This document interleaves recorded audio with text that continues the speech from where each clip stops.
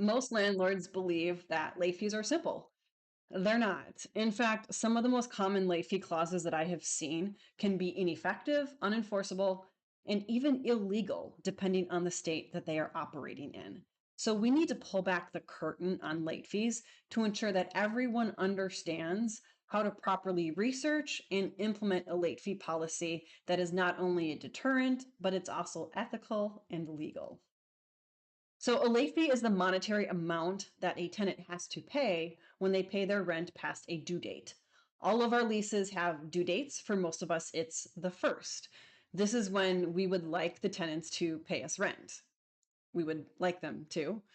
Sometimes they need a little bit of encouragement. This is where our late fee system comes into play.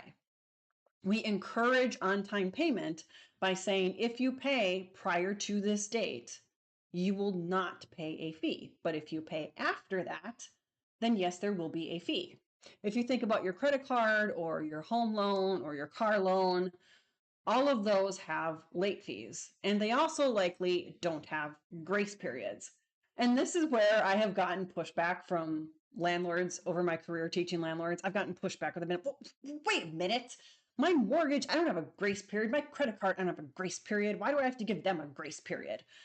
And my honest answer to that every single time is every entity that you have mentioned there has millions of dollars to pay lobbyists to keep their interests in the forefront of legislators' minds.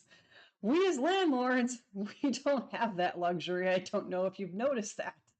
We don't exactly have the high rolling lobbyists that are constantly in front of legislators' faces and putting our interests forth for us. So that makes us kind of easy to legislate against.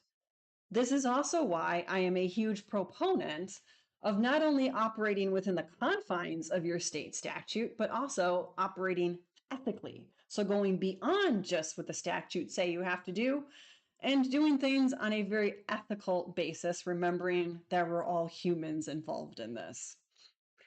But every once in a while, I meet a person who does something that draws attention to us. A couple weeks ago, I actually met a landlord who actually charged their late fee on the same day rent was due. They're like, if I go into the system and they haven't put up the payment yet, I know they're not going to do it. If it's not in my mail, I know that I know I'm not going to get it. I'm just going to go ahead and charge them the late fee on the due date. No, you can't do that. You cannot charge your late fee on the due date. Now, in some cases, your state statutes might have something called a grace period, but I'm also going to encourage you to personally consider having a grace period because, as I just mentioned, the less attention we draw to ourselves, generally the better from the perspective of overreaching legislation. So I highly encourage that your lease has a grace period. Nowadays, with the advent of technology, grace periods are usually between 2 to 5 days, but really they're about 2 days. 5 days is sort of really old at this point based on like things getting mailed, people dropping off items. Now with online payments, really 2 days is a pretty standard grace period. So even if your state statutes don't require that you have one, I'm basically imploring you to put one into your lease and give your tenants a grace period. Now, how do you research your state statutes? Well, you're going to go over to Google and you're going to just put in Maryland rental grace period or Maryland rental laws, late fee. Add late fee in there if you're looking up late fees. Hopefully, the first one or two search results you get are going to be a .gov, which is specifically for your state. It's going to direct you specifically to the state statutes so you can get it from the horse's mouth, I guess. That's the best way to get this information to ensure that you are operating under the guidelines of your state statutes. Your state statutes are the body of law that your state legislatures, so your state Senate, your state House of Representatives, whatever your state might call it, some have different languages for that. These are the elements of law that those legislators pass that affect how you operate your rentals on a day-to-day basis. This has so much impact on how you operate your rental business. Like, if you're going to start learning anywhere, you start learning with your state statutes, and then you worry about how to buy a property, and then you worry about federal legislation. Like, just start with your state statutes. But let's get back to late fees and grace periods. So You're going to check your state statutes to determine whether they require a grace period or what the length of the grace period is. Then you're going to hopefully put one into your lease and allow your tenants to have a grace period. The next thing you need to do to set up your late fee system is to actually determine the day that you're going to do it. So what day is that going to be charged? It's going to be the day after your grace period expires. Then you need to determine what type of late fee you're going to use. There are three, I'd say the most common and almost the only three types of late fees that exist.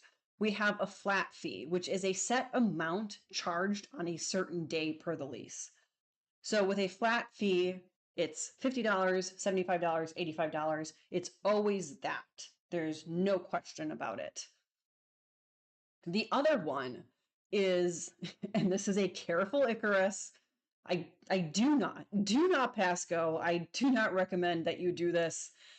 There also are daily late fees. And in general, very briefly, because I'm not encouraging this is a smaller dollar amount charged every day that the rent is not paid past the due date.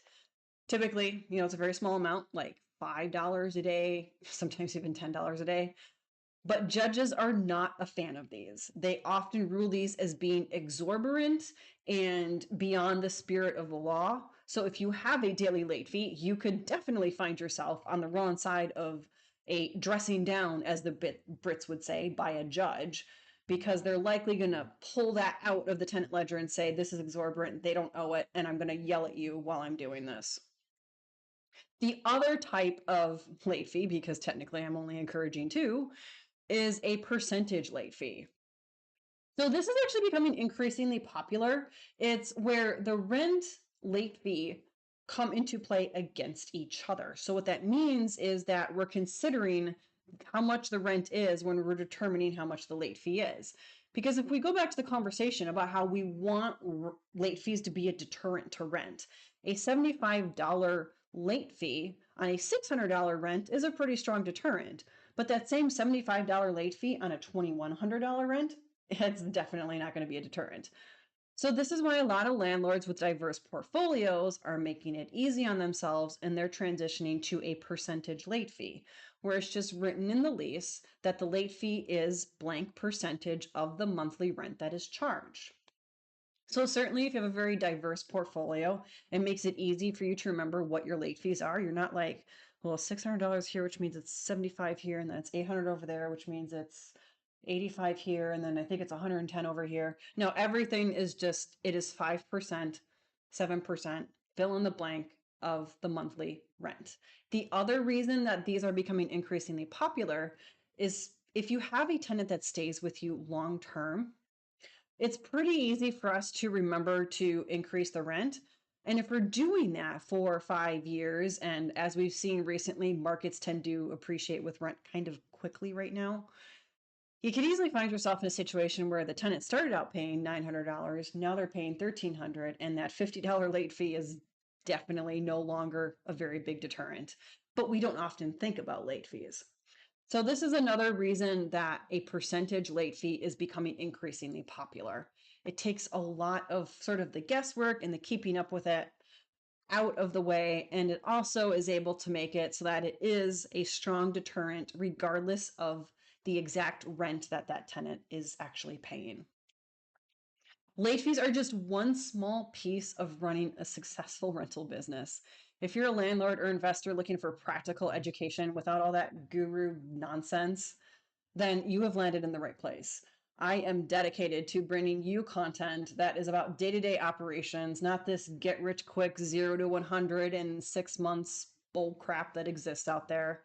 If you need help building policies or systems for your rentals, check out some of the links in the description. I've got links to my social media. I've got links to work with me down there. And as always, as I say in my podcast, live smart and invest boldly.